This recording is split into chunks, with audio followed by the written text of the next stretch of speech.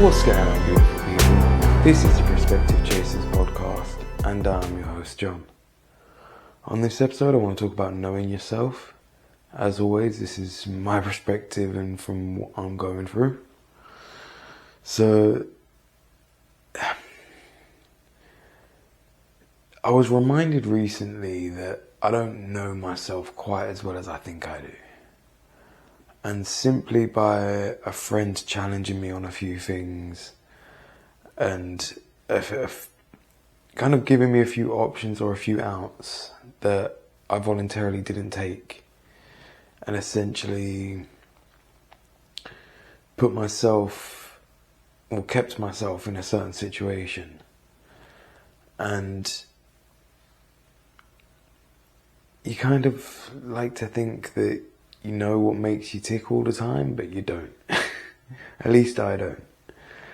I've spent my life kind of fascinated with how things work, what makes things work, and what makes things tick, and what makes people tick. And trying to understand myself has been a massive part of that process. Ever since I was young, I'm trying to understand why I had severe eczema and what caused it, and other aspects of life. Just my curiosity has always got the better of me. I had to figure it out, and I still do, and I still am. Like, sometimes I convince myself that I've got it figured out, but I really don't.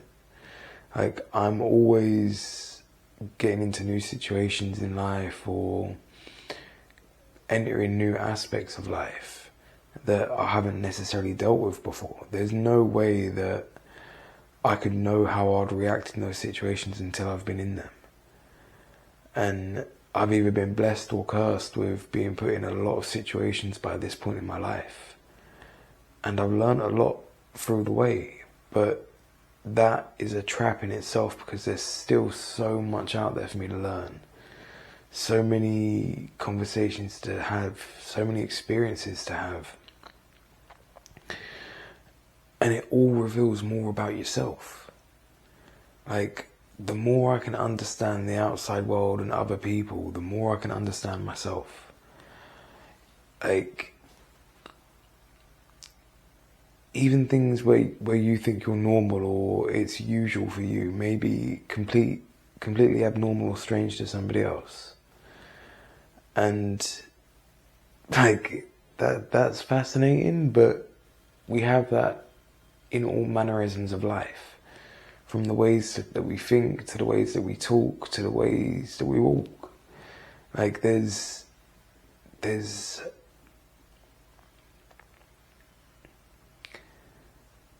fragments of different characteristics all scattered through us that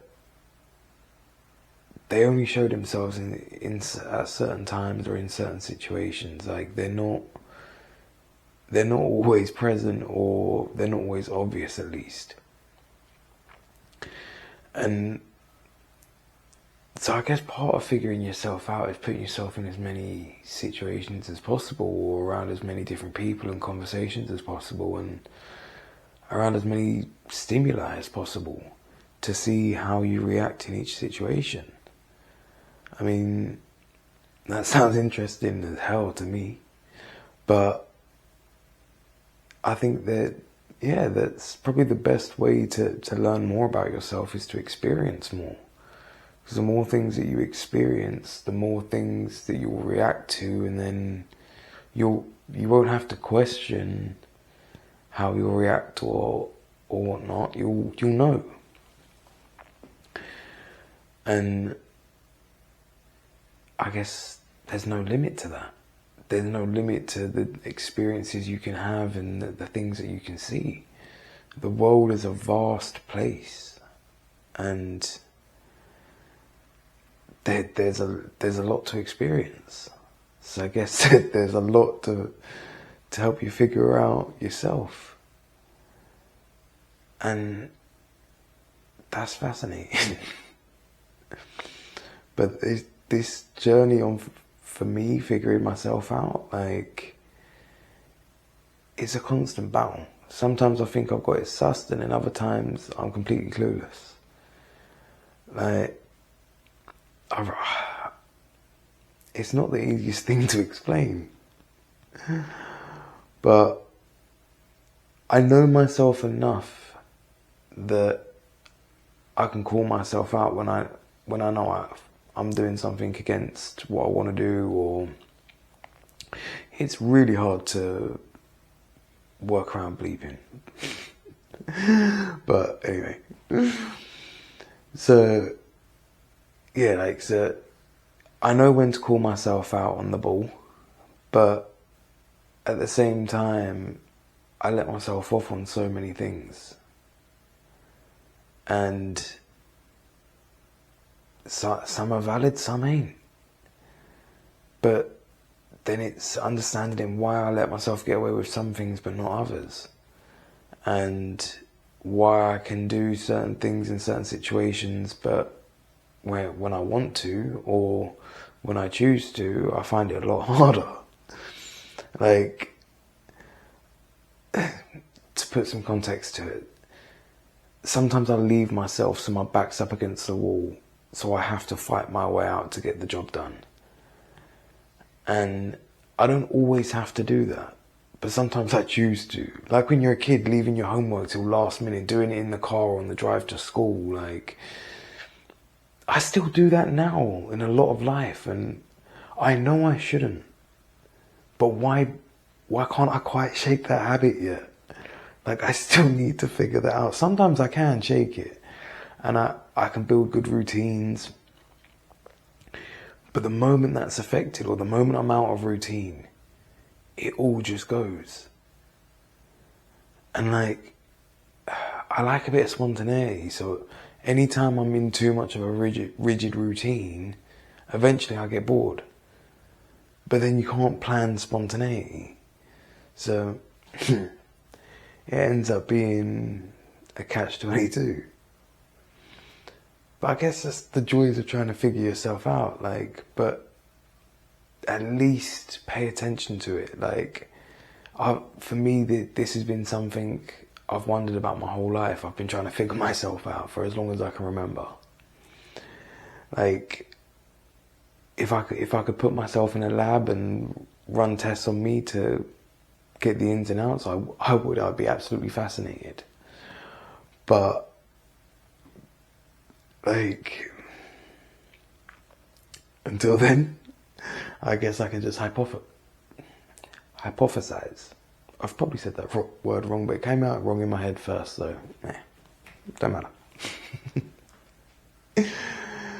Anyway, if I could put myself in a lab, I would. I think it'd be incredibly interesting to find out all the different kind of results on myself, and the things that you could learn about yourself all in that aspect would be absolutely fascinating. But then that's not necessarily going to cover the behavioural side of things or the mental side of things. So then delving into that is a whole nother rabbit hole. And it's all just one massive journey. But being aware of it and being consciously trying to pursue knowing yourself better, I think it's a good thing for everyone. Like, it's definitely a good thing for me. Like, the more I know what makes me tick, the better I can perform overall. And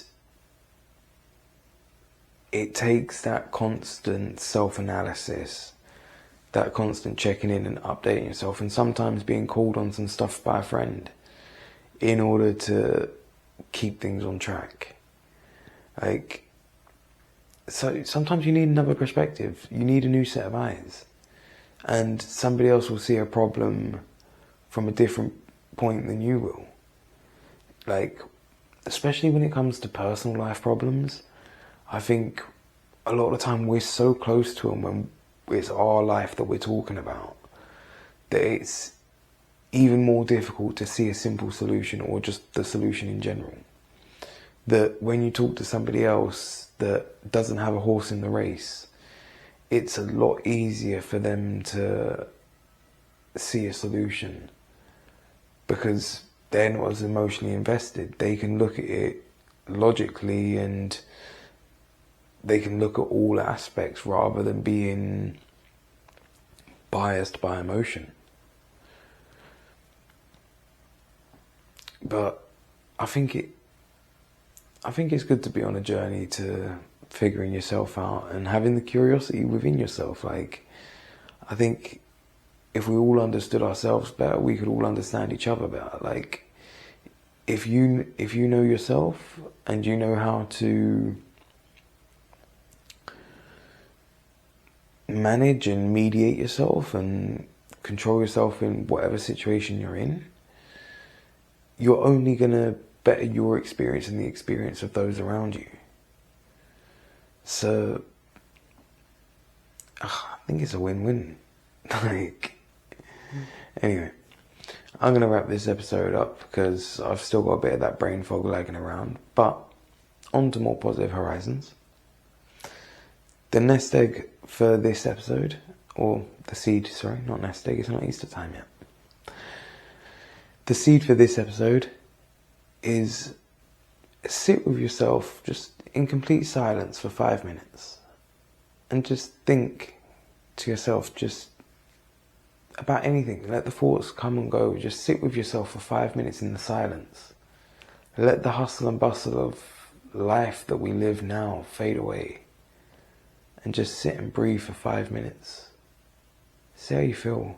Take some time just being you.